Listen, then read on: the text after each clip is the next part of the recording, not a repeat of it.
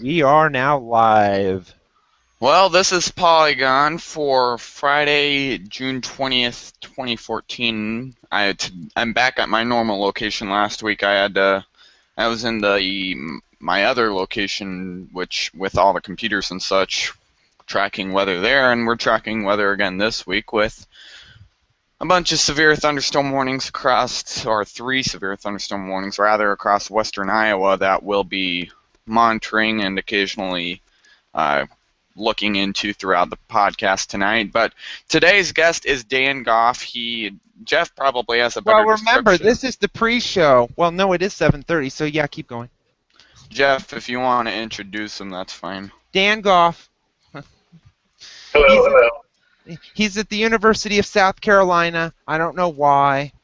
He said he went there. We're not sure why, because he's Virginia Tech hokey at heart. But Yes, I am. now he has to be a Gamecock too. That's kind of sad. He's in the geography department working, I believe, on his master's. Is that Correct. right? Okay. In something in geography, right? Yes, in geography. See, now he can help us with all these warnings. Good grief. I'm opening GR today, so I think you guys are on your own there. Interestingly enough, we did have some storms upstate this afternoon. I think a couple of those got severe warned. And my tablet is sitting right in front of my weather radio. I just checked and don't see anything warned right now, but if that goes off later, we may all get a scare. Oh, great. I wonder if this will be better than the episode of either Matt Laban going down the road, Nate Johnson driving down the road. This could be great. None of us will be knowing what's going on because we'll all be busy. Well, I am not driving, so at least one of us will be hopefully stationary. Well, that's Hopefully. at least a good thing at this point. No, Normally half of our guests are in cars, or let's see, I think Nate was in his car. Matt Laban, which was the one I did by myself, was driving down the road, and he was at a Taco Bell drive-thru at the beginning. The Jerry Seinfeld series he's doing now, was it Comedians in Cars Getting Coffee? You could be riding with meteorologists getting Taco Bell. Oh, good grief. And it was for his wife, who was working. He wasn't. Then got worse. Yeah, this will be like the Polygon review. We're reviewing all the previous 15 episodes for the 16th episode. This is what happened. So, but Dan, you can tell us about. Well, wait a minute. Let me look at what we're supposed to talk about. How did you get yourself into this mess of geography and weather and all sorts of stuff at this point? Oh, that's a long story. We have time. Oh, good. To give you guys a chance to look at warning polygons. So I'm one of those people who jumped into weather at a young age. I discovered thunderstorms and hail, and I was eerily fascinated by that at probably 4 or 5 years old. So I jumped into it pretty quickly from there. I never really realized that weather was exactly what I wanted to do growing up. So after high school, I started trending into the IT world and working on computers for a while. And about, I guess it was 6 years ago now. Wow. About 6 years ago, I was working an IT job in beautiful Richmond, Virginia, and realized that this isn't what I want to do with my life. I didn't have a college degree at that point. I had done some assortment of community college things while I was working and floating around the wonderful state of Virginia. And so I decided at that point to finish or work on and complete an associate's in math. I finished that in 2010 at a community college in Richmond, J. Sargent Reynolds. At that point, I knew that Virginia Tech's meteorology program was going to happen, but it had not officially been accepted yet. So it was a bit of a gamble for me going to Virginia Tech, which is where I grew up. I grew up about 20 minutes outside of Blacksburg. So it was very much home for me, and it was very familiar. It was definitely somewhere I felt comfortable and wanted to go. But I went into the geography program there. I knew that meteorology was coming. I wasn't sure exactly when. I was hoping it would be there in time for me. I started there in the fall of 2010. The meteorology program came around in the spring of 2012. And then I was part of our second graduating class in spring of 2013. And now I am here in beautiful, sunny, hot, sticky Columbia, South Carolina, where I'm hopefully will have my master's finished in the coming year. How do you think GIS really correlates between the meteorology world along with technology? I know technology and weather and GIS, that's all pretty much a really close field. How do you think that really correlates together? They all fit together in a really simple way if you think about it. Everything we talk about with weather is very spatial. We want to know what's happening and where. And that's really where the GIS component comes in, and especially when thinking about weather impacts. So we can start with saying, okay, so we know that we have a particular county that's under a severe thunderstorm warning, or a particular county that's looking at hail. Well, okay, what do we know hail affects? We know hail affects cars. We know hail affects houses, especially crop damage. So now we can integrate and look at all these other things within the GIS application. We can say, okay, we know hail is happening in this place. Let's look at some of the other things that are around there that might be affected and start making determinations about what kind of impacts we can look at with GIS.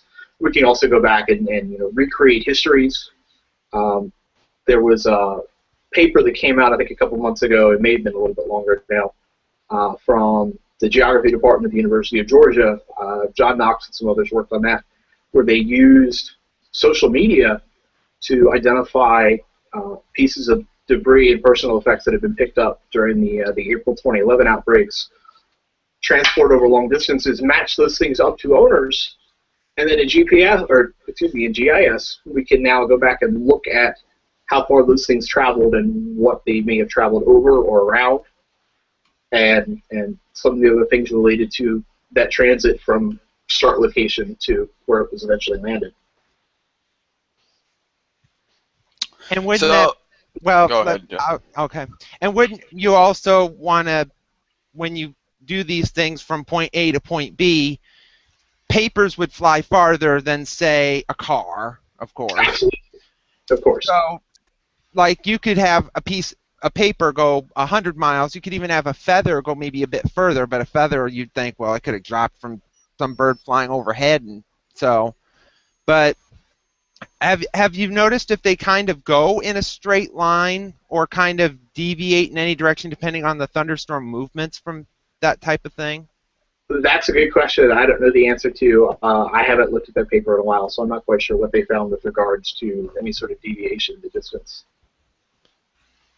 Because I notice even if we have, let's say, and I'm sure it would be the same case with like a squall line, like a big severe wind event like a derecho, I wouldn't be sure if it would do the same thing because it's blowing kind of in a straight line and it would tend to tumble. It wouldn't be lofted up like a tornado. So, but it is more fascinating to see that we're trying to get this kind of worked in and whatnot. So we'd have like the storm-based warnings and whatnot, which right now we're having some of.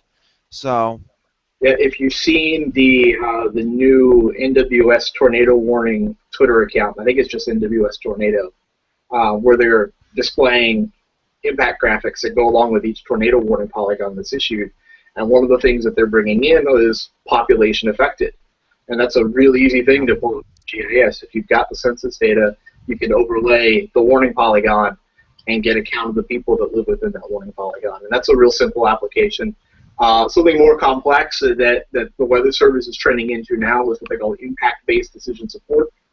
A lot of that comes from some sort of GIS interpretation. So again, we can look at either what's happening now or what's forecast to happen, and then start talking about impacts and helping decision makers understand what the impacts are, and then giving them the information to take action and help mobilize their resources and help the affected people before the impacts come. The new storm surge maps that are coming from the National Hurricane Center are a perfect example of a great impact-based GIS application. And so when you get, let's say, for example, and I'll use an example. I'm going to see if I can use an example. Okay, I'll use the example from earlier this week. The tornado warning, the tornado that wouldn't move in Nebraska and produced multiple tornadoes. We had to the point, and this happened, I think, during that storm, where you had tornado warnings, overlapping other tornado warnings, because this tornado kept reshifting. Oh goodness! And so it'd get to the point that if you issue, I mean, they're trying to do it with storm-based warnings, but if you have a storm like that is stationary or wobbles in every direction except in a normal moving and it's just spinning in place and it's just producing tornadoes around, that would drive me absolutely nuts. And I don't know how it would almost be to the point just issue the whole county under a warning, even though that county was quite large, because this tornado, you don't know where it's moving, because when it starts to move, it could be like El Reno and just start going really fast. And if I may tack on to that, I remember watching the radar data, and there wasn't really any short-term forecast knowing what that storm would do. I remember watching that storm was coming.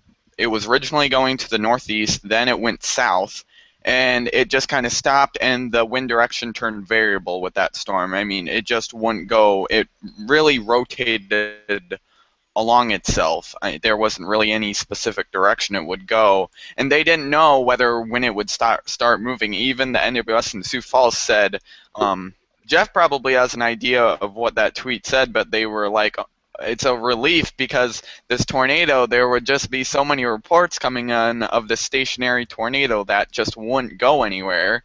And then another situation was with that up near west of Sioux Falls, where a storm was going southward, and it was going southeast. It was going originally southeast, and it would go at 20 miles per hour. Then it just stopped at 5 miles per hour, and this hook came down from it, and it really looked like a barrier from the storm to keep moving. And then eventually it just kept moving again. So it was a very interesting phenomenon of what happened with those storms, as that was not expected whatsoever. Well, the one you're talking about, Henry, this one west of Sioux Falls that moved southeast, then stopped, and then immediately did a U-E and moved northwest at 20 miles per hour. And you're like, well, how are you supposed to issue warnings if tornadoes are going in all sorts of directions? It's just nuts. Isn't the atmosphere wonderful? Not when the storms aren't moving. So it's, if nothing else, it's a good reminder that even on our best days, when we think we understand and know what's going on, there are always going to be some extra kinks in the chain that may not work quite so well. So Dan, I'm not sure what you're working on right now. What are some of the current projects that you're working on with GIS and within that field? I'm starting actually to get into my thesis. I am supposed to be working on my thesis proposal this summer. Dr. Cutter, if you're watching, I'm working on it, I swear. Well, that might not happen. But I'm actually going in a different direction with my thesis. It's still very much integrating weather and GIS, but rather than a severe weather aspect, I'm actually taking a winter storm aspect to this. The 30-second elevator speech would be that I'm looking at the impacts of winter storms on urban areas in the southeast. There are a couple of indexes that have been developed to study some of a variety of impacts. One is the Lewis, the LWSS Local Winter Storm Scale, developed by a couple folks up at Rutgers in 2011. Lewis actually hasn't gotten a whole lot of traction, but it's been picked up. It's picked up more lately because it's part of the criteria the Weather Channel is using to name their winter storms. We opened that can of worms in the middle of June while you guys are dealing with severe weather. Oh, Lord. That brought up an entirely different discussion. You go a completely different track with that, but I'm gonna stay away from that as much as possible. But the point is that we've got several indexes that we've used to try to rank and understand the impacts of winter storms. One is the more familiar NESIS, the Northeast Snowfall Impact Scale that Cosa and Angelini derived or developed within the last 20 years. And there was actually one going back to the 1960s developed by a guy named John Rooney. Rooney actually took a different aspect, and rather than looking at the meteorological characteristics of winter storms, so instead of looking at things like central pressure and wind speed and snowfall and visibility and things like that, he actually looked at the societal impacts. He trolled through I don't know how many newspapers for a series of cities up in the northern Great Lakes region back in the 60s, and looked for stories that talked about impacts of things like power outages, school closings, business closings, traffic accidents, and so on and so forth. And he used those stories and classified them to rank different winter storms and what their impacts were on society. One of the nice things that we can do now, and what I want to do with my research, is to integrate a couple other pieces into that.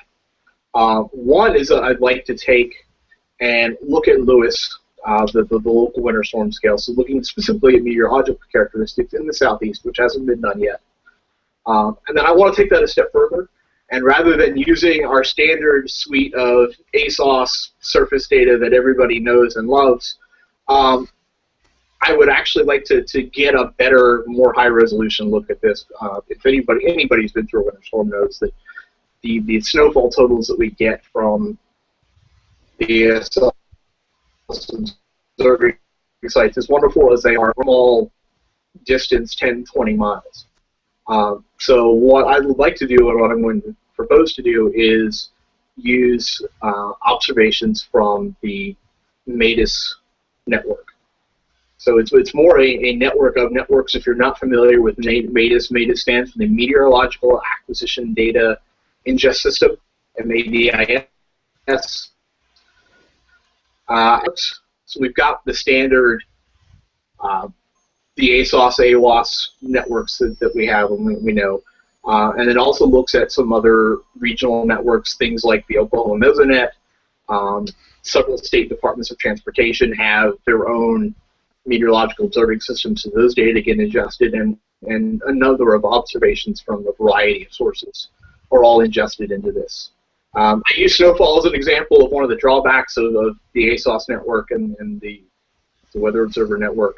I'm not sure that MADIS directly addresses that, to be honest, because a lot of these are simply automated observations, but I'd like to get a denser network of observations on looking at these storms, and that's what I know MADIS is going to do.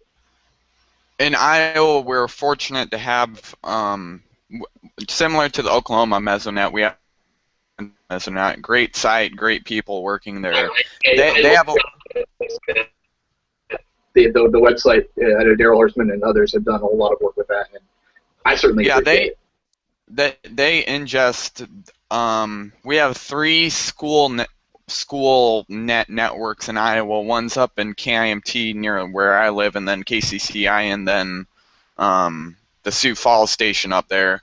And he ingests that data into the Iowa Environmental Mesonet servers, and he ingests it in a way that it sends that to the MADIS stations or the MADIS network or whatever. And that feed, I believe there's a broad feed with all of that stations, that, correct me if I'm wrong, that different services can use. And that has a huge network, because you can do those school net sites. There's a variety of networks locally. We have the RWIS stations, the ASOS stations, all the airport different sites. And then another aspect here is I'm surprised that there hasn't been somewhat of a personal weather station network that the Weather Service has actually looked into, because we know a lot of weather enthusiasts, they have weather stations. Whether that's up to standard is beyond me. With the Citizen Weather Observer Program? Yeah. Okay, so I believe that includes at least some personal weather stations. But The other thing I'm thinking of, and I was trying to remember the acronym, is what is it? It's related to ham radio. I think it's APRS. Yeah. I think those are also ingested through the Citizen Weather Observer Program, and those come in the May. Just to give you an idea of the difference between just the ASOS observations, there were about 6,000 of those sites around the U.S. There were about 40,000 MADIS data ingest locations across the U.S. So we've got 6 to 7 times the amount of data coming in. Again, I haven't through it all yet, so I don't know if it's all useful, but we at least have the option. The thing with CWAP stations is that the Citizens Weather Observer Network, for those that don't know, am I correct when saying that those are only once a day observations, or maybe twice a day? I'm not sure if that's real-time data that's being... Is a good question, and I'm not sure what the answer to that is either. Because the thing that I've always wondered, there should be some, whether it's APRS or that CWAP, there should be a real-time network of weather observations across the state, and the instruments should go beyond that. I mean, right now the personal weather stations, I believe, could, look farther into the instruments, because we have these ASOS stations that record visibility, current weather. Though I think some of those tools could possibly be a little bit more inexpensive for those personal weather station owners, so we actually know what's going on at those sites, along with the standard set of reporting instruments at those sites. There is a real-time MADIS data feed that is available and accessible through NOAA. And I know, who is it? Scott Dimmich, I think, in Cincinnati, has been very big about getting broadcasters to use the MADIS network to pull in real-time observations for broadcast TV graphics. So I know there are people out there that are using it. I'm just not sure a lot of people know that it's available, especially in real time. So we've got, at the very least, another bigger set of hourly observations to include in what we're looking at. I know from the CWAP stuff that during our winter storm things, they only update it, I believe, once a day, and it's typically between 7 and 9 a.m. because that's when a lot of our winter storm total times came from. And then they would update it, I think, 12 hours later if it was doing something, because that's what I figure is right, because I think it goes about the same way with them doing their updates. The Weather Service typically does a full-fledged update at 3 or 4 in the morning, roughly speaking, and then they do another one at 3 or 4 in the afternoon. All the other updates are aviation, as far as I know. Unless there's something like a storm and they have to talk about it. But I know there's some you'd have to wonder, because a lot of these stations, sometimes they get a little wacko and start saying that it's raining, but it's perfectly sunny, or they say the dew point is like 2, but everywhere around them it's like 40 or 50. So, I mean... The MADIS data, at least the final data that's in the archive, and I'm not sure about the real-time data, the final data are quality controlled, and they go through 3 stages of quality control, so you don't have to worry about the glaring errors. Now, there are systematic errors in the data, I'm sure, just like there are systematic errors in all our other meteorological data sets. So that wouldn't be unique, and that's certainly something that I'll need to control for in my research. But those are things that we can acknowledge that are there, and at least know that the data that I'm using have been through several layers of control to begin with. Do you fear that with your with what you want to do, that you're not going to get another snowstorm in the South anymore? No, I don't fear that at all.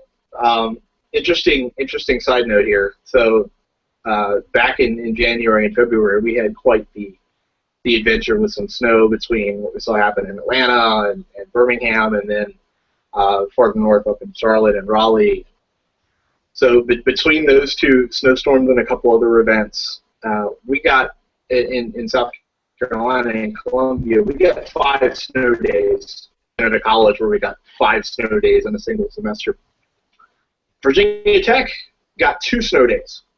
Those were snow days number 9 and 10 throughout the university's history. The university opened in 1872. They've only had 10 snow days, and 2 of those came this year. Now, how many, and Henry, you would have to know this, how many days were schools out for I know colleges, I think almost all of them had classics of maybe 1 or 2 days this past winter.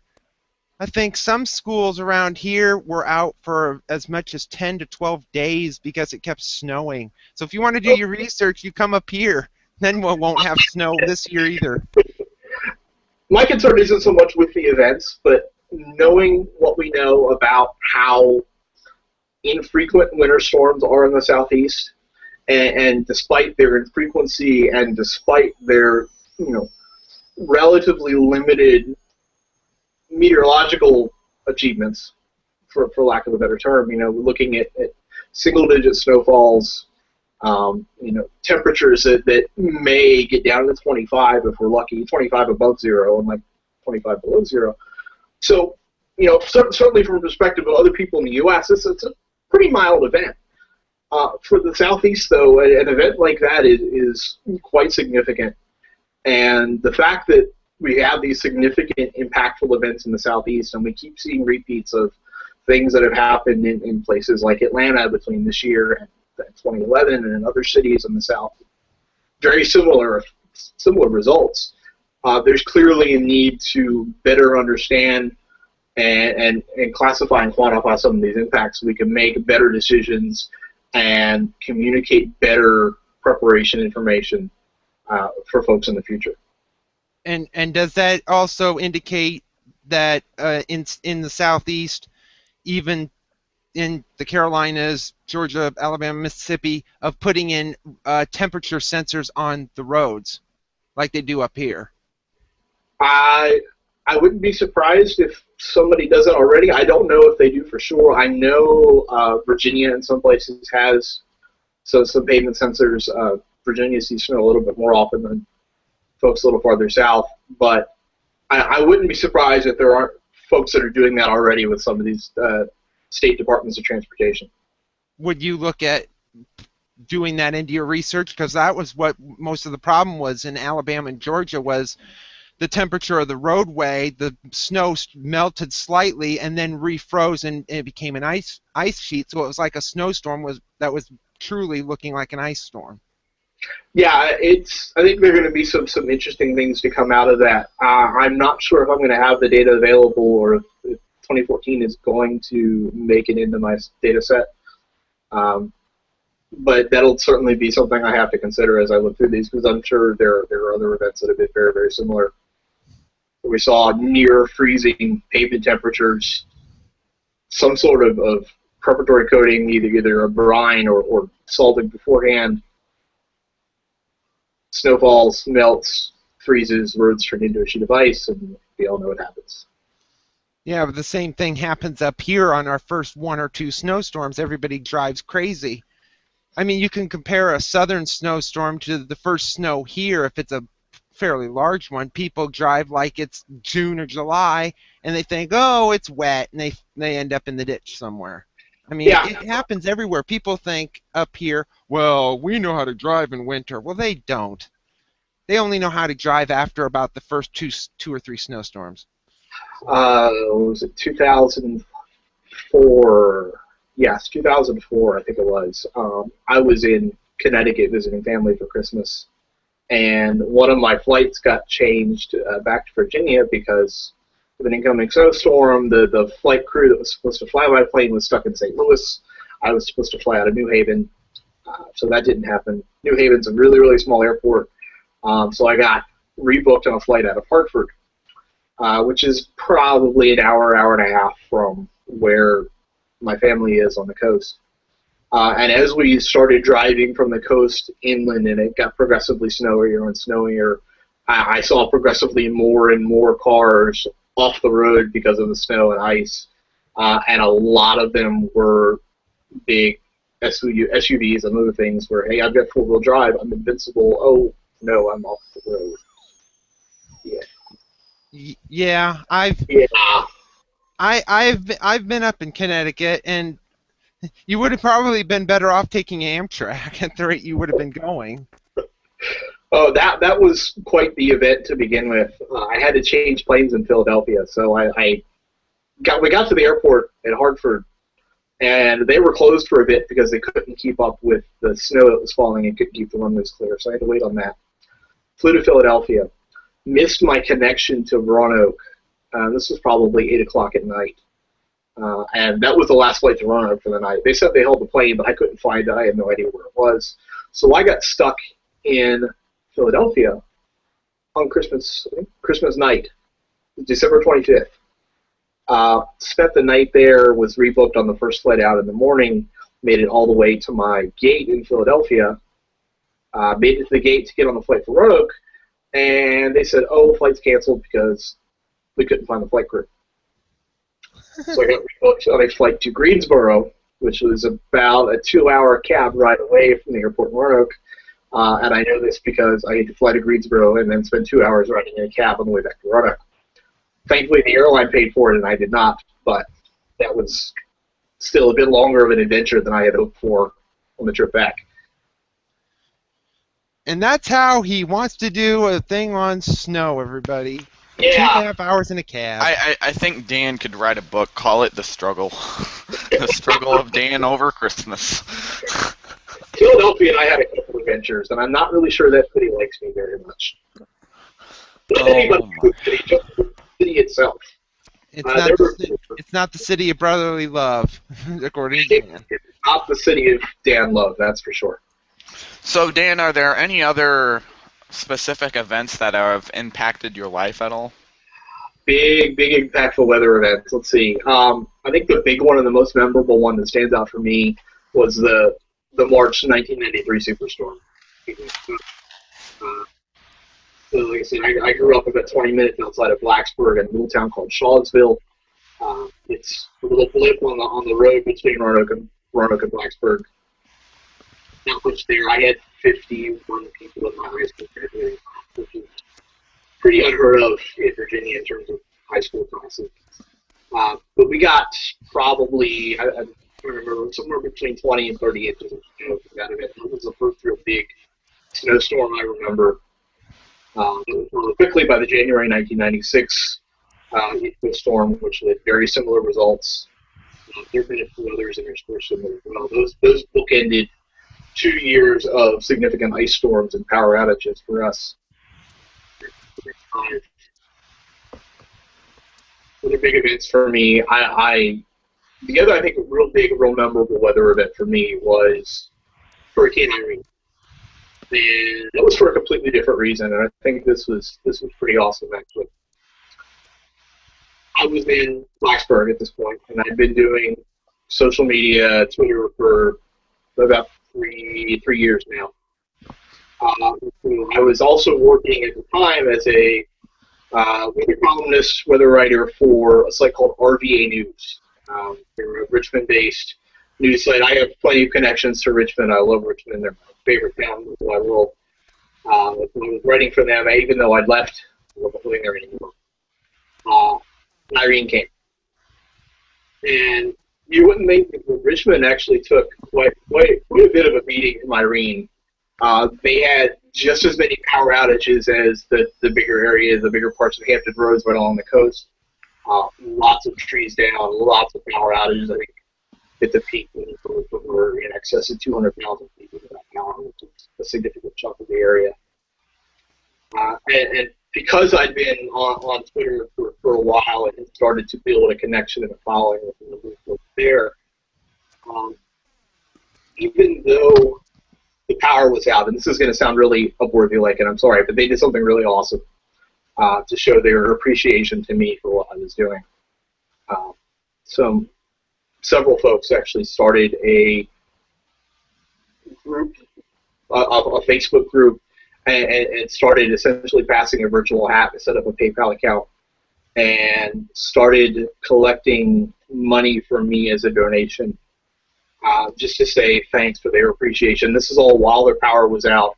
I knew plenty of folks that were either opening their homes to people who needed a shower and a chance to charge their iPhones, and I knew several others who were taking advantage of said offers. And so while all this was going around, while people were worried about food and power and hot showers and staying connected, they were also making donations for me. And the final result was, I think, about 50 people donated and wound up giving me, out of the goodness of their heart, almost $1,100. Yeah. That shows a strong connection to your followers. Richmond is an amazing community. I am so glad and so grateful to. Wow, this is getting to me a little more than I thought. I'm so glad that I know each and every one of those people that gave something. I found out about this because they opened and invited me to the Facebook and had written an open letter to me to tell me what they'd done. I had gotten out of an early class, was on the bus, and I opened this and got completely taken by surprise when I read what they'd done. And, you can see it's been almost 3 years now. It still is pretty incredible that they would do such a thing, and I can't begin to express how appreciative I am for that kind of gesture. Well, there's too much crying and all emotional. I could get Dan really on something when. Wait a minute. Let me try this. Let's see. Let's see. Oh, here it is. Oh dear. Oh dear. Oh, we can look at this video instead. What is this? Let's look at this. Oh dear. This will be. Do you want me to set this up before you hit play so I can at least explain what's going on? Yes, because I'm going to get to the part where you did something wrong, and I was the one who said you shouldn't do that. Oh, there were lots of things I did wrong in this video. This was for our meteorology communication class. It's not quite broadcast meteorology, but it's taught by Robin Reed, who's the chief meteorologist at WDBJ in Roanoke. He's been there now for 30-plus years. He is an amazing mentor and an incredible guy to learn from. His story of how he got to weather was pretty crazy, but that'll take a while to tell, and I'd rather let him tell that story. So if you can get him on, get Robin Reed on and let him talk for an hour because he has some amazing stories. Oh, I see a mistake already. There's a lot of mistakes in this video. So this is for this class down to the station in Roanoke and let us take a couple rounds in front of the green screen. You're enjoying me having my hands in my pockets there, aren't you? Yeah. Yep. That's a big no-no. Come on, Dan. Like I said, come on. This was my first time in front of the chroma key, though, and probably my last. But so I would assume you're not going to go back to doing that then. No, I don't foresee a life in broadcast meteorology for me. If it does happen, it would likely happen on radio, and we all know how likely it is to find a career doing broadcast meteorology on radio. Yeah, you'd look good on the radio. Okay, that's for sure. If you want to go digging some more, there are clips of my days. I spent 2 years as the chief meteorologist at WUVT-FM at 90.7 Blacksburg, the campus radio station at Virginia Tech. Yeah. So, yeah, there are some audio clips out there of me as well. I got lucky one day. One of our former engineers had graduated and was working as an engineer up in Washington, D.C., and got me connected. We had a spontaneous early April snow event that took us by surprise right in the middle of the afternoon. It started snowing, and it's like, okay, maybe we'll get an inch or two, not to worry. 2 hours later, we had 6 inches on the ground. at 4 o'clock in the afternoon. So, engineer was working at WTOP, got me connected with one of their news folks there and did a quick impromptu phone interview. And so I not only have been on WUVT, my station, but got to be a part of the news segment on WTOP, which is if you're familiar with the DC area, it is the big news station, traffic and weather together on the 8s in DC. So that was pretty cool. There are clips of that out there as well, if you know where to look. So, yeah. Well, we can make fun of that some more, but yeah, there's only 2 minutes of it, evidently. Yeah, there's only 2 minutes. So, unless, Henry, do you have any more questions? We can just nab it, Dan, like winter weather advisories. Maybe we should get on him about that, our favorite topic. Any memorable severe weather events that you recall off the top of your head? I actually have a unique connection to Iowa. For a couple of reasons. One is, and actually getting back to the radio thing for a minute, one of the podcasts I listen to regularly used to be on the air in D.C. Long story short, they're now doing a podcast as opposed to a broadcast radio show, but the only station to air their show right now is a station in Iowa City called KCJJ. Oh. Yeah. You know it? Yep. The second connection, and the one more appropriate in terms of memorable severe weather events, is that 2011, on my first trip with the Hokie Storm Chasers, we caught our only tornado in Iowa, just outside of a town called Marengo, which is just west of Iowa City, I believe. Oh my God. Yeah, Marengo is only about 40 miles from me. Okay. It turned out to be an EF2. It was a pretty nice little tornado. The unfortunate thing is that it happened on May 22nd, 2011. Yeah, the day of Joplin. Yeah. And look! Ooh! I'm on here twice. Oh no. I'm good. But this is going away. Bye-bye.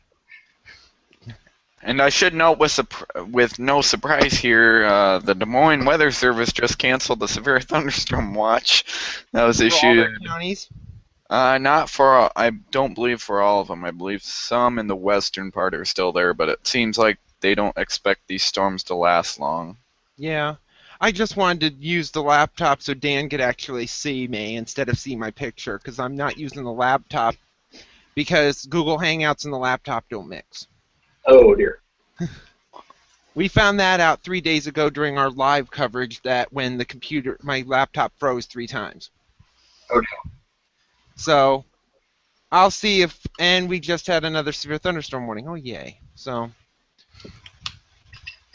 but. So, do you have, off the top of your head, do you have a really vivid severe weather or tornado event? I mean, how many tornado events do you think you've been through in your lifetime?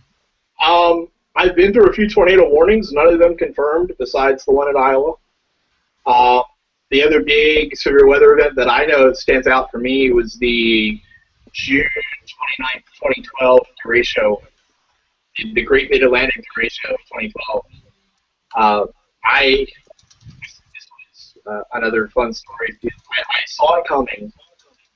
My dad was in town, and so my fiance Nicole and I and my dad were all out having dinner in Blacksburg, and I was hastily looking for a cell phone connection good enough to update radar scope and watch as this thing was going. And finally got to the point where I decided we need to make another easy exit before dinner and get back to the house.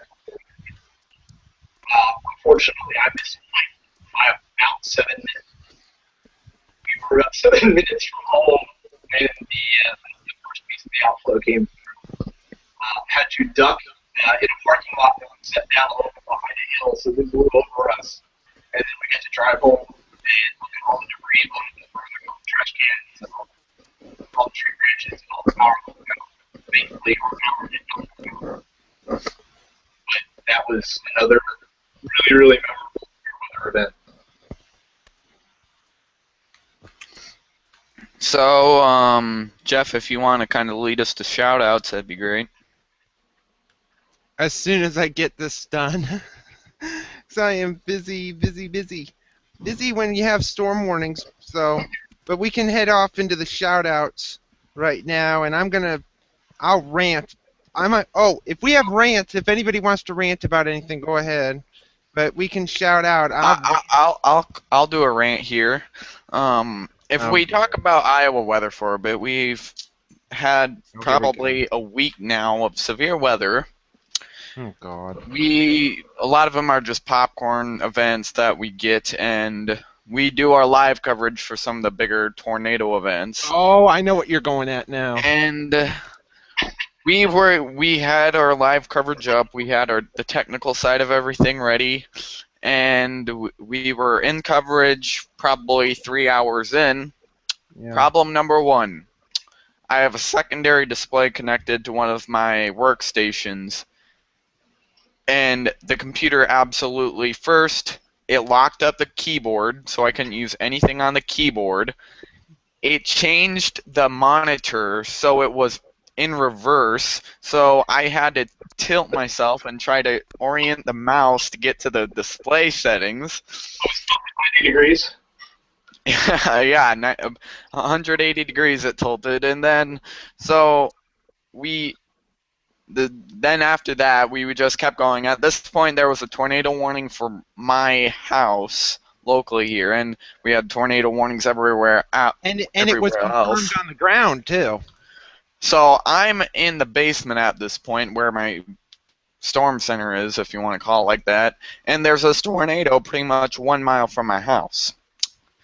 So I'm down here, and internet and everything was working. I find out when chatting with someone that was watching our coverage that our coverage was stuck in the technical difficulties mode after my display turned reverse, and it went out. So we lost 2 hours of coverage that day. That did not go live. Me and Jeff were talking to ourselves. The software wasn't sending our coverage to our YouTube account that was doing our live. So we were just rambling about these tornado warnings to ourselves. And then after that, we finally got it back up, and then at that point, we still had tornadoes, so we kept coverage. And we just had a plethora of other issues that day, and it was just... And then the day after that, we had more live coverage. First issue, my sound was echoing on the microphone, brand new issue that hadn't been brought up yet. And then so I got that fixed.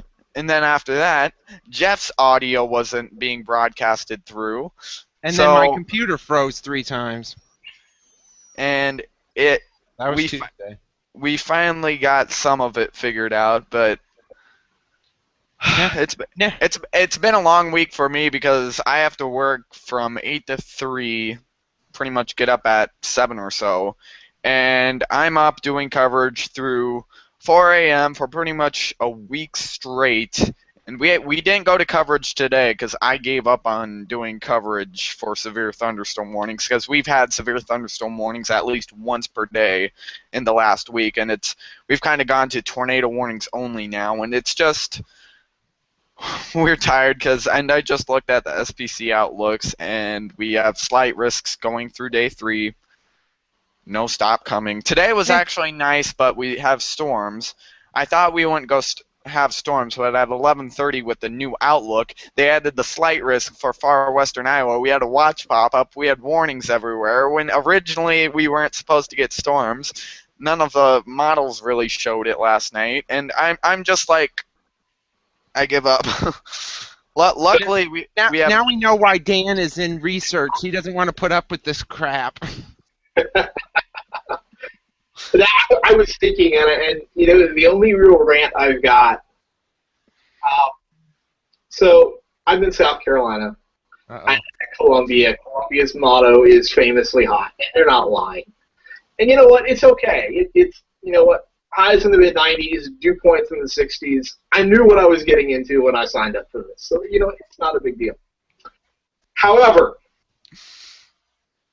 conveniently, on the drive back from the National Weather Association conference last October in Charleston, my air conditioning died. And part to replace it $1,500. So guess who's driving around famously hot Columbia, South Carolina in the middle of June with no air conditioning? That would be me. I also kind of have to post here. This is from Jason Park, and he's a meteorologist in Des Moines, and he's had a tough, long week too. And this is his post that he put up. Darn autocorrect.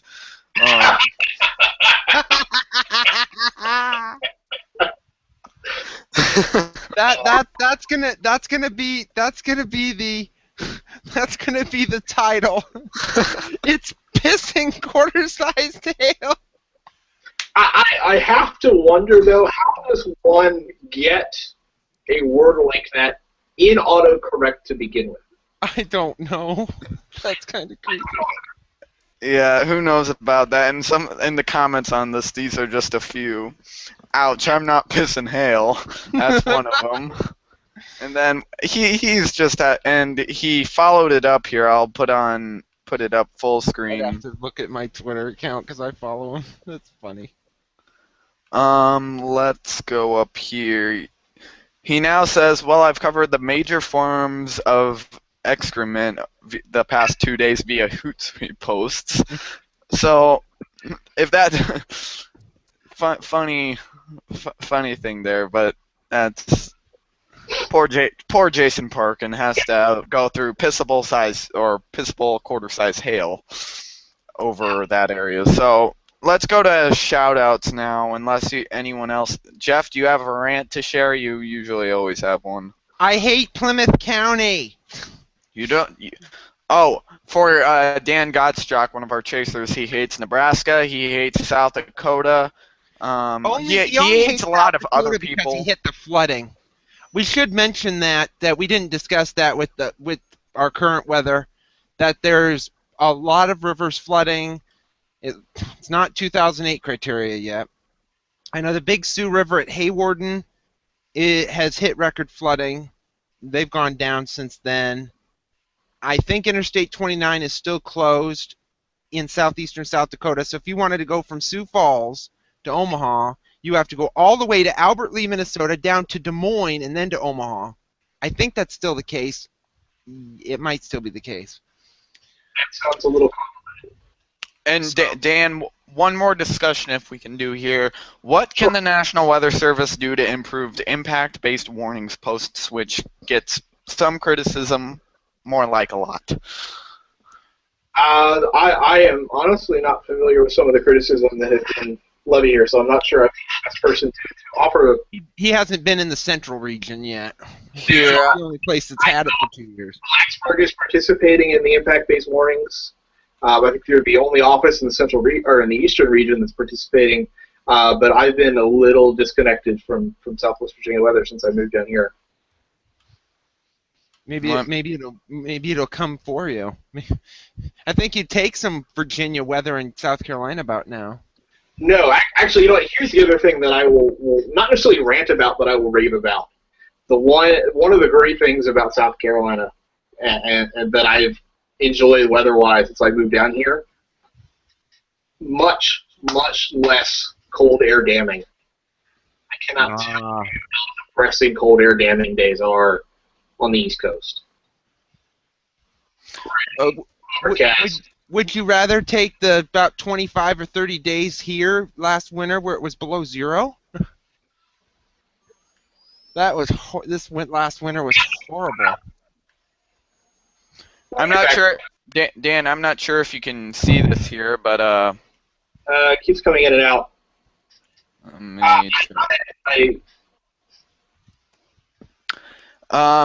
Pretty much what this says here. This is on the.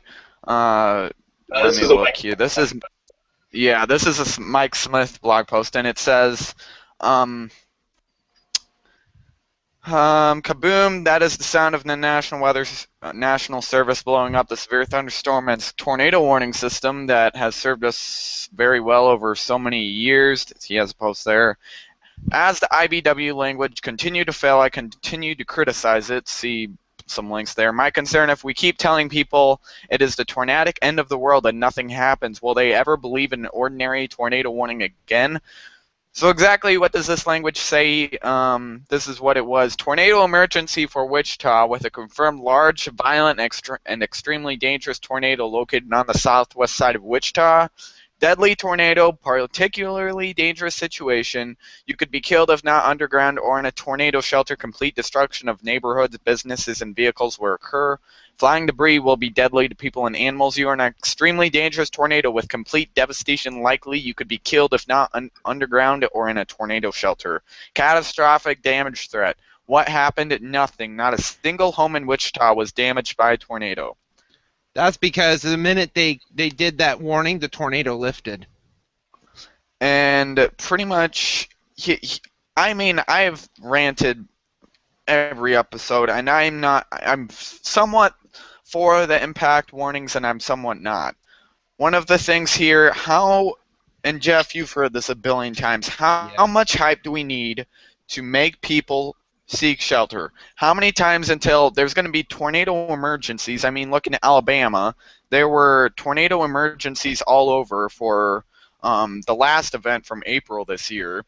And some of those tornadoes, I mean, the criteria is differential by office, but in my opinion, a tornado emergency should mean a large, violent, extremely dangerous tornado that will likely produce extreme and catastrophic damage. That's what I think it should mean. And may kill lots, and may have lots of fatalities. Why do we need to overhype the wording for populated areas? Why do we need, because sooner or later, if there's going to be a tornado emergency for a city like Des Moines, and it just turns out to be a weak tornado with minor damage, the term tornado emergency will then become, people will lose confidence, like they already have in some tornado warnings and severe thunderstorm warnings. They don't listen to it as much as they should. And that's just from personal experience. I see people all the time locally that don't do anything for either of those. They go out and try to chase the tornado, and they don't know much about weather beyond my knowledge. So my question is, why do we have to overhype a tornado warning for populated areas? Tornado emergencies are fine. I don't care as long as they are large, violent, and extremely dangerous.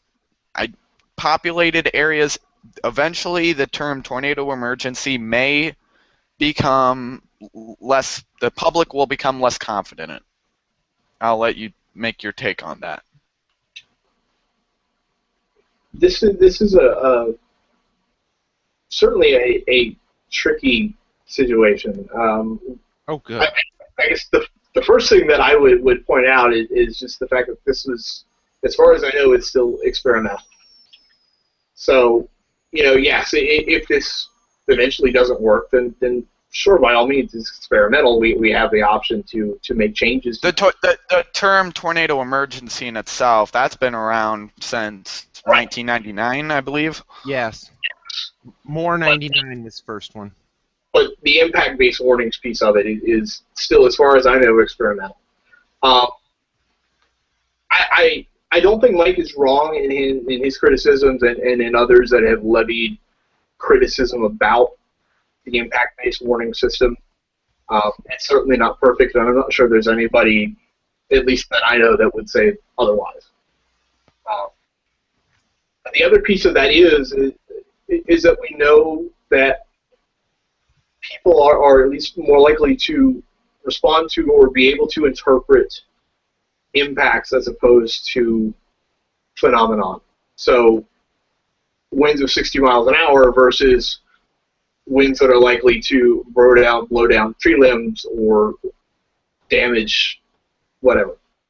So it's very difficult to navigate where that line is between giving people impacts and then drawing the line at, hey, what is too much and what is going to turn people off? And I think this is still very much, especially the integration of meteorology and social science and understanding where those difficulties, where the challenges are, and then where the benefits are, it's still very much in its infancy. And we certainly need to turn to and to listen to people who are much smarter than I, that have the ideas and have the research to back up some of the things that they are and aren't doing. And Trevor mentioned this. Was he last week, Jeff? Trevor? I'd have to look. I don't remember. Trevor was 2 weeks ago. Tom Miners was last week. He mentioned an interesting idea there too, where Trevor Burchett, he's a storm chaser / eventual meteorologist down in Tennessee. He mentioned the fact why the broadness of the product title. So, you know, severe thunderstorm warning and winter weather advisory. I could rant about that all night, but I'll refrain myself. Severe thunderstorm warning. Would it make more sense to call that something different? Say, put the impact, just the simple impact, large hail damaging winds or whatever else, right in the product title, because that is what the public looks at. They don't. So a lot of times they won't look directly in the at 745 National Weather Service meteorologist detect whatever, and down toward the hazards and stuff like that. What's your thoughts on putting that there? My instinct would be to go in the other direction and more towards the the British style, and I think more the European style in general, to do just a very basic kind of color-coded stoplight type warnings, yellow, orange, amber, red. I saw the presentation at the. Yes, I know what. So, rather than creating a number of very diversified, very specific product types, which we've seen the Weather Service do in the past, and they're starting to roll back from that a bit. For example, rolling back from some of the ice storm specific and some of the more specific winter weather hazard products, and just rolling them to winter storms, winter weather advisory, winter storm warning. And I think that moving that in the other direction and being less specific and asking people to interpret less things, but be able to understand, hey, if a yellow alert, then yes, there's some hazard, but it's not as dangerous as an orange. Then we'll get to the point of, well, a red alert means either a tornado, a snowstorm, a blizzard, so then we'd be like right back to where we are before. We'd be like, well, what does a red alert mean in this time of the year? And that's the other piece of it, is that you have to have strong communication and clear explanations of what the impacts of this are. And yes, it's not going to be as easily diagnosable as perhaps an aerial flood warning, whatever the heck that is. Aerial flood versus flash flood versus and then we river have aerial flood flood advisories versus urban and small stream versus aerial, and there's so many types. And so that's what happens. That's what we get when we try to do very differentiated, very specific products. And I don't have any research to back that up. This is my own experience. But I personally would be in favor of moving towards the less complex, more condensed, more British style alert system. I know that the Warning Communication Meteorologist Conference was happening in DC recently for the Weather Service, and I know that there was a problem with it, and there were certainly some criticism. These aren't solutions that are going to fix everything right away. These are long-lasting societal questions, societal problems, where you want to bring that certainly need to be addressed, but are only going to be addressed effectively, I think, through incremental change, understanding what works, understanding what doesn't, and slowly working towards the system to work better, as opposed to trying to repeatedly implement wholesale changes every few years and continue to cause confusion. Now we're making changes to products, and what a severe thunderstorm years ago now is just the thunderstorm. I'm just pointing stuff out. If we continue to take dramatic wholesale changes, I think we're more prone to lose people that way than we are through steady incremental change. strong social science research, strong research, and strong psychology to understand what people are doing during hazardous weather, how they're reacting to what we're giving them now, and what we need to do to be more effective at getting out information. Forecasts are good if people can comprehend what we're trying to do. Others say, hey, this is not the people we need to educate. We need to educate the people. I really wish I could never hear it again. The goal of a communicator is to communicate, and then that's what virtually all meteorologists are, whether you're and if you're throwing things out there, your audience isn't picking them up. I think that's more on the communicator than it doesn't absolve anybody of responsibility, but what we're putting out there isn't always being received well. Says, hey, maybe we need to a message and finding ways to work better versus just trying to repeat, educate. I do agree that there does need to be a lot less detail in warning. I mean, you gotta let the human on the other end. I mean, sometimes the amount of details that you get in warnings, it's just half the time people don't read them. I mean, locally here, I know that they just read the product title, severe thunderstorm warning for counties, for until what time. Sometimes they'll read the cities impacted, but they don't read too much in-depth in warnings. And you're right, they need to be on a little bit more of a simpler approach. I mean, they can have a little bit, I mean, they can have some detail just kind of describing what the warning is and what you're, maybe what you're supposed to do, but there needs to be a little less, let the public just kind of make it simple for them. It doesn't have to be so, like the amount of products that are in the NWS today is absolutely just crazy. Small craft advisories. Half the time I see one of those in effect 24 hours, 7 days a week for at least some part of the close to the. I mean, that you gotta let them. You gotta let them rely on the forecast a little bit. They don't have to. It's not like they're a puppy needing to be cradled. Let them look at the forecast and determine on their own what they need to do. If there's a tornado, severe thunderstorm, flash flood warnings, yes, I believe in those. Those need to be issued. But sometimes there just needs to be some, let the public kind of take it on, in my opinion. A couple things there. I just lost my train of thought, unfortunately, so I'm trying to remember where I was going to go with this. Oh, yes.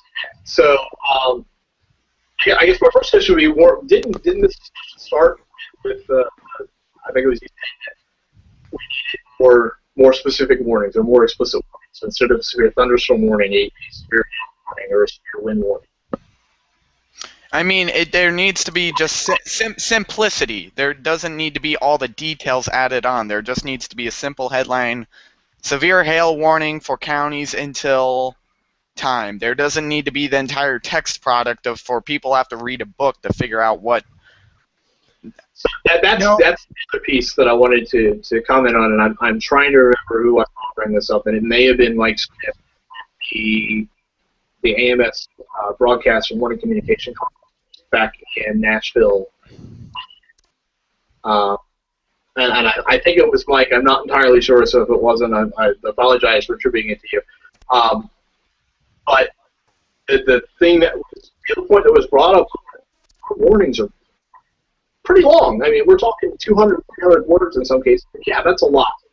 And I think that's one of the places we can certainly improve is finding ways to reduce the length of the message without reducing the impact. If that makes sense.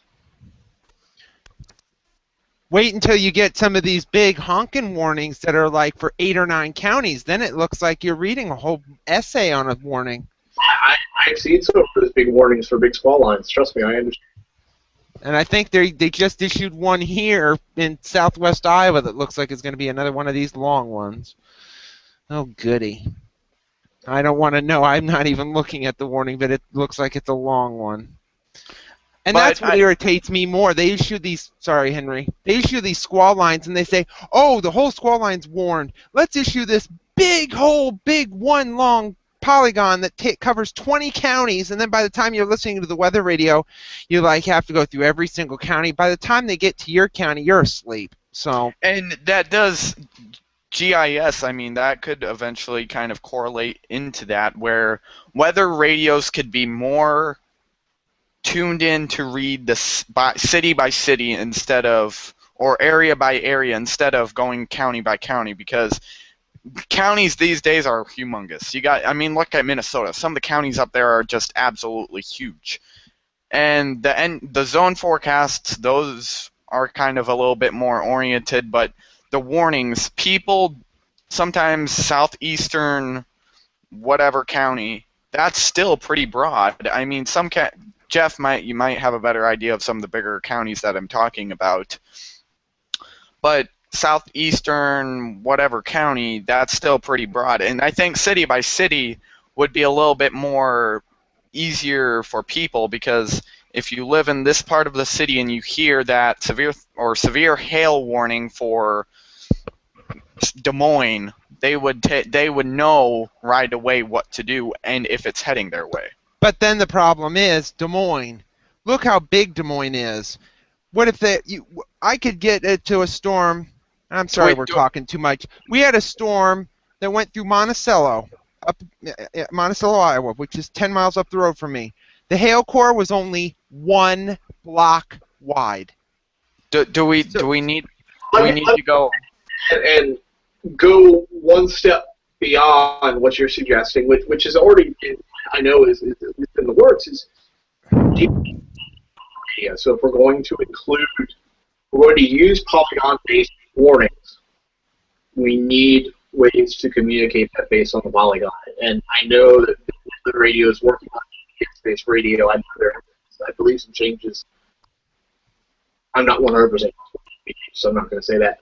But I know it's something that is a work in progress. It's not so much a GIS problem, but it's really a geography problem. So, Richland County, where I am, Columbia is kind of in the center. Quite a bit of county around it. The very, very northwest corner got a couple of storm warnings, and my weather radio, which is up east county, never mind the southwest, that southern part of the county that also got triggered, even though the polygon clipped county. So yeah, it's definitely a question. It really doesn't matter where you are, big county, small county, wherever.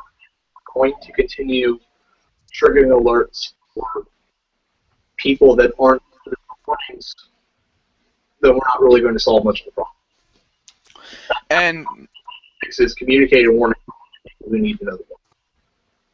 And with weather radios, just going on to that issue, knowing the coding of the message, there's coordinates at the bottom of the warning, but the thing is, the weather radios don't listen to that. They listen to the UGC line with the main counties. When weather radios and other different software that develops, right now they're just seeing the counties. That's all they can read. There needs to be some simple way for developers and applications and the weather radios to listen to it by the geography of the coordinates, which I know is very hard because it depends on the area you live, because the coordinates is simply huge. Technical challenges, but it's not something that is not achievable in our lifetimes. I would expect that, and I know that from what I've heard Thomas say about the radio, that it's coming, and I know they're working on it. I will be glad to see the able to start giving away GPS-based weather radios to folks who need them. So, since we went on to that discussion, we'll try to finish up here with the shout-outs. Jeff, do you have a shout-out to share? I will shout out these warnings that keep being interrupting me. And Plymouth County, I hate that, but that's not what I was talking about. I was gonna do a thing, but I have my lights off in my bedroom, so I can't see what I'm looking for. So, Henry, do yours while I turn on my light so I can actually see. I don't have too It better specific. be a long one. It's not too specific of a shout out, but I'll just go ahead and shout out our partners over at Cirrus Weather that have worked with us for a long time. I'll put a link in the post when we put them up, but it's at cirruswx.net. They're doing some really great stuff.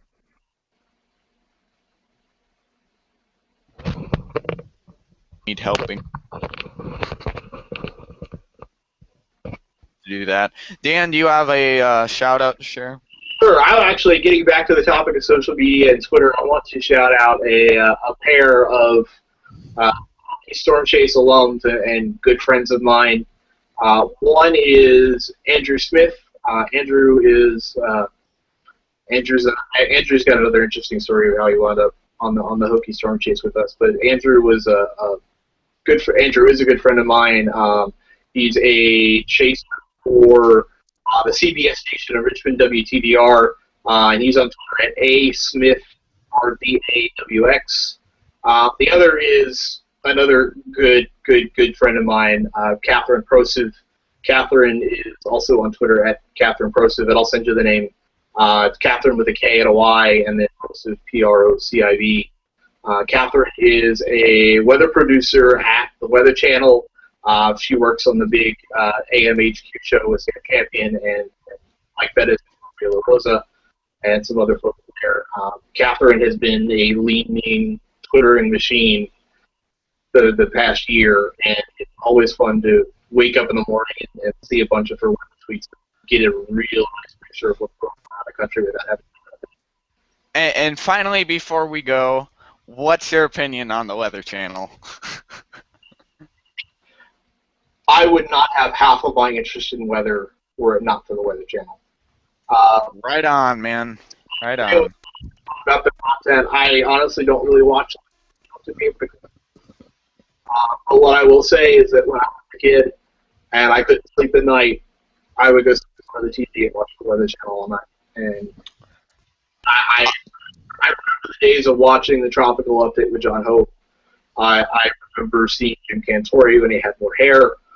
I remember Cantori had hair? I remember watching Dave Schwartz when he worked the overnights. I wouldn't have half the appreciation I had for weather, half the interest I had without the Weather Channel.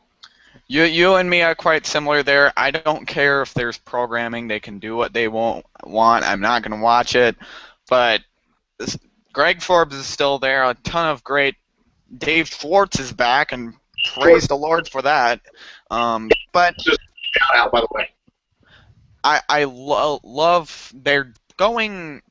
I don't care about the programming, but they've done a lot of things with Weather Center Live and their entire style of programming that is absolutely incredible. And I don't care if there's programming that, I mean, they can do what they want with that. I'm not going to watch it when there's programming, but I honestly watch the Weather Channel a lot when there's forecasts, the Tropical Update. I mean, there's so many memories with that channel that I would absolutely miss if it went away. But anyway, just kind of going I'm through. not done yet. Okay, my book, because I'm going to come out. Okay, here's one of my shout-outs, this book about the fires in Peshtigo, Wisconsin. Occurred the same day as the Great Chicago Fire. We don't have any fires because there's no rain, or too much rain. So talking about that, we have this book, which was about the flood of 2008. And is this the one? No, it's not the cool picture one. But yeah, it's this one. I'll put it down here with the 1,000-year flood that occurred in 2008 here. It is so technical and so blah. But it is cool if you do research on flooding and whatnot. So you can say goodbye, goodbye, goodbye to this, because nobody wants to see me anymore. But that's what those were my shout-outs. Next couple guests here over on June 27th, which is also a Friday, we'll have Tim Halbach, who is Maybe Dan wants to come back for that. He is a senior forecaster at the NWS in La Crosse, Wisconsin. But One of he's the younger than me. Does cover pretty much the northeastern part of Iowa.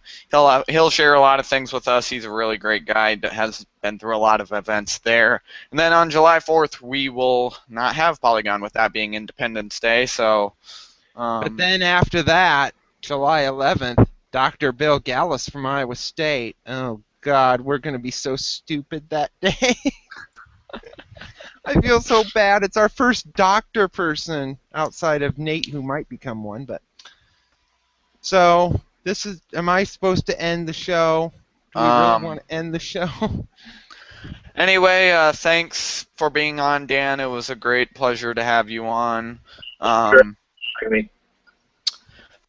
Hopefully we can all enjoy the great weekend coming up and just have a great weekend. Don't let the rain get to you too much. I'm going to try to enjoy the sun for however long it stays up here. And by the way, Henry, they just issued a new severe thunderstorm watch in southwest Iowa, but the timestamp says 8:55, and it's only 8:50 my time. What?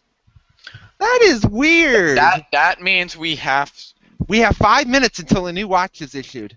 Yes, this new watch does not go in effect for 5 minutes. So during these 5 minutes, you're clear. But it's timed as 8:55, as if it came out at 8:55. Is my clock broken? I think the storm. A temporal anomaly as well. That sounds fun. Oh, one last thing before I go. I have a lot of news to share here.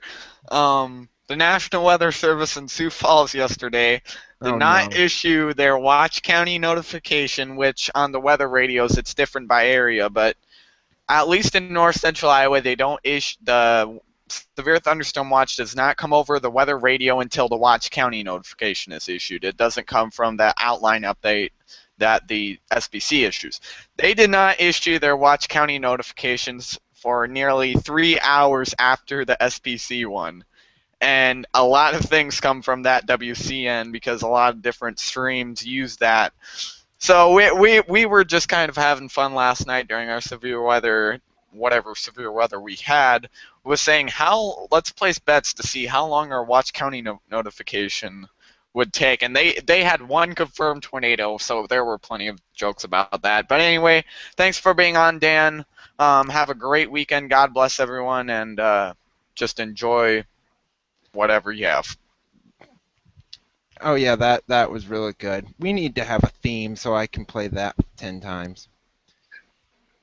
Okay, now we have to get back to storms. I hate storms. So Jeff, we're still live. Oh, well, that's fine because I'm still broadcasting this. Yay! Okay.